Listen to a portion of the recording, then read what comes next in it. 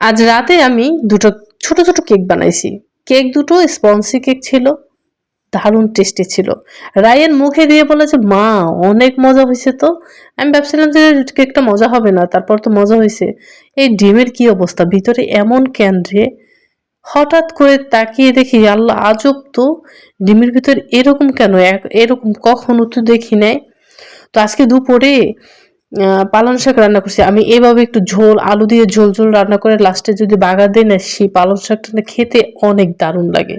তো সকালবেলা ভাবছি রুটি-টুটি কিচ্ছু খাবো না আমি, ওরা খাক। ওদের জন্য রুটি বানাইছি। আর আমার নিজের জন্য আমি সবজির স্যুপ করছিলাম। তো সবজির স্যুপের ভিতর শুধু দিয়েছিলাম ফুলকপি আর গাজর সাথে শালগম। আর শীতের দিনে অনেক সবজিই তো পাওয়া যায়। এই সবজি দিয়ে আমি বিশেষ করে সকালে কিংবা রাতে আমি স্যুপ করে বেশি একটা খাই। এর সাথে একটা ডিম দিয়ে দিলে দারুণ একটা টেস্টি খাবার হয়।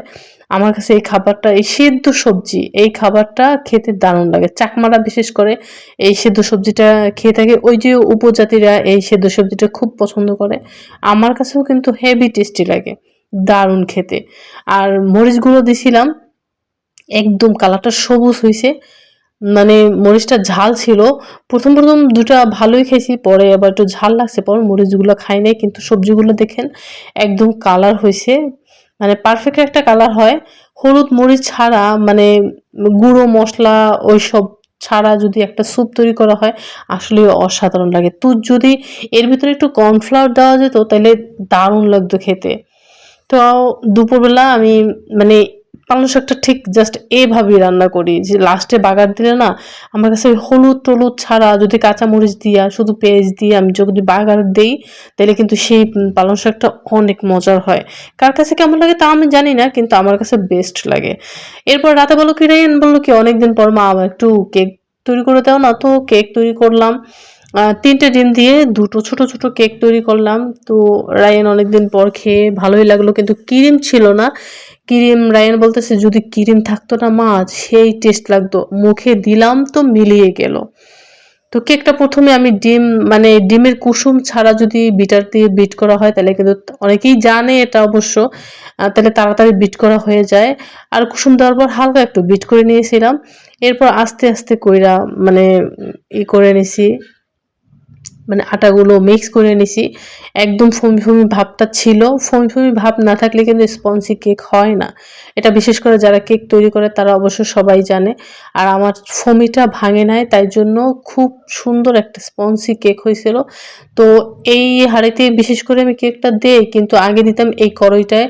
যখন মানে অল্প, অল্প পারতাম তখন কিন্তু এই কড়াইতে দিয়েই আমার ১ম কেক বানানো শুরু হয়। তো ক্রিম দিলে আসলেই টেস্ট হয়, আর নিজেরা যদি তৈরি করে তাহলে সেটা তো দারুণ হয়।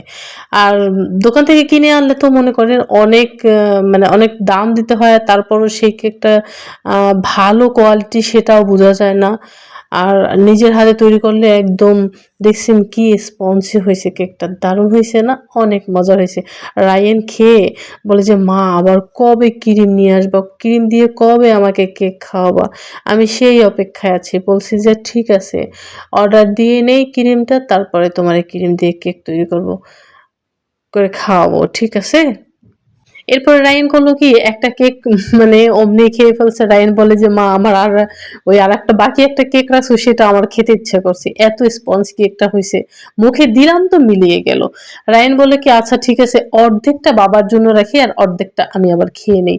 এখন আমার তো ভাতও খেতে ইচ্ছে করছে না। এই কেক দেখে মনে হয় যেন কেকটাই খাই।" আবার রায়ান দেখাচ্ছে, "মা দেখো এটা তো আরো বেটার হইছে।" আর ওই ১ম কেকটা ওইটা একটু মানে নিচ থেকে কাগজটা পোড়া, পোড়া ভাব হইছে, কিন্তু তারপর পড়ে নাই কেকটা। কেকটা সুন্দর হইছে আর এটা তো অনেক মজা হইছে। রায়ান বলে যে, "এটা আরো বেশি মজা হইছে।" রায়ানের বাবা রাতে নিয়ে আসছিল আবার ডিম। মানে প্রতিদিন সন্ধ্যার পরে একটা ডিম মানে ৩ জনের জন্য ডিম নিয়ে আসে, হাঁসের ডিম, সেদ্ধ ডিম। তো রায়ান বলে যে, আমি বললাম যে, "তাইলে বাসায় ডিম কিনি নিয়ে এসো, হাঁসের ডিম তাহলে আমি সেদ্ধ করে দিতে পারি।" পরে আজকে নিয়ে আসলো, ডিম নিয়ে আসলো। এরপর আমি সেদ্ধ করে দিচ্ছি। রায়ান বলে যে, "মা আরেকটু কম সেদ্ধ করবা, সেটা খেতে আরো দারুণ লাগবে।" এরপরে দেখলাম আমি যে ডিমটা খাইছি ওই ডিমটা কিছুই না, কিন্তু রায়ান বলেছে আমারটা হলুদ, হলুদ। এরপরে বাবা দেখি এরকম কেন? ডিমের ভিতর এরকম রাউন্ড কখনো আমি দেখিনি বাবা। তো আজ এ পর্যন্ত। সবাই ভালো থাকবেন, সুস্থ থাকবেন। খোদা হাফেজ। কেমন লাগলো আমার ভিডিওটা? অবশ্যই কমেন্টে জানাবেন। টাটা।